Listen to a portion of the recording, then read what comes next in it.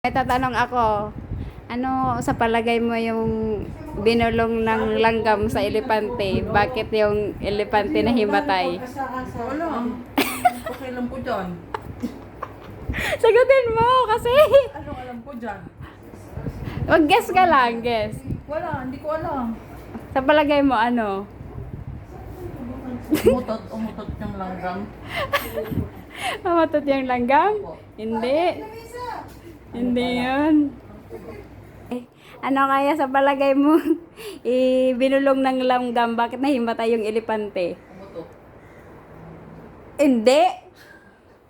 Ano te? Ha? Anong binulong ng langgam? Oo, nahimatay yung elepante.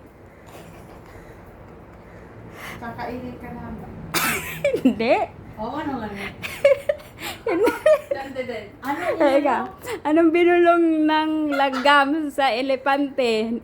Ano? Nahimatay yung elepante. May stress ka. Oo. Inaanong mag-ano para... Ganon. Ano? Langgam, ilipante.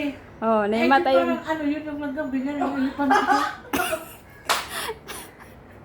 Ano? Ano? Talitlik ng langgam. Ano kayong binulong yun? Marinig kaya no?